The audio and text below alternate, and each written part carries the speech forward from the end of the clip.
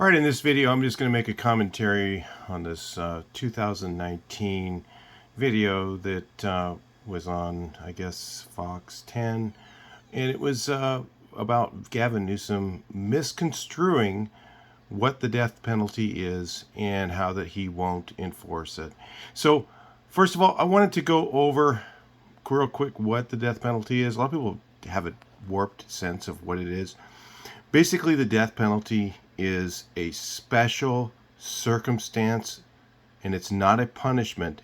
It's to keep the other people from being exposed to that person who was grossly definitely very, very bad person. So what happens is a jury actually looks at the case, or a judge looks at the case, and they decide whether this person is worthy of the death penalty. It's not a punishment. People who are exposed to that person, if they're that bad of a person, they're probably going to do it again.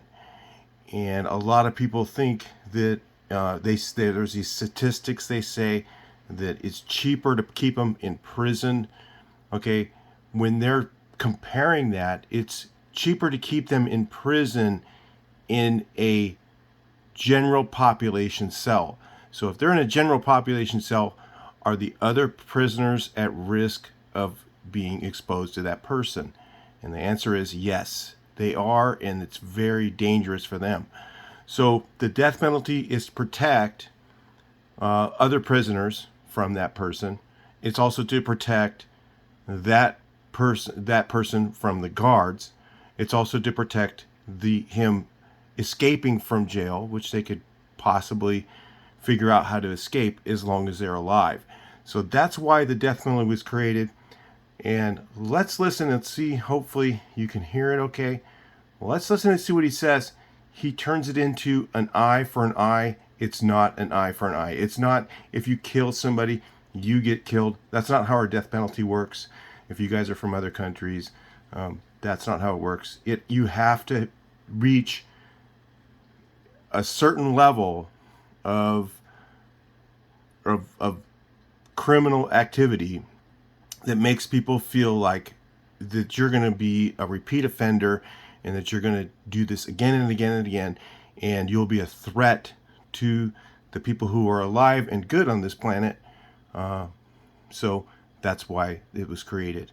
So in fact, in 2016, California voted for the death penalty to remain, and they also voted for it to be expedited on our ballots. That was in 2016. So let's listen to what he says. Let me sum up. In California, it's to consider the following: to consider executing more people than any state in modern American history, to line up human beings every single day for execution for 2+ years. To line people up to be executed, premeditated, state-sponsored executions, 1 a week. Again, these have already been to trial.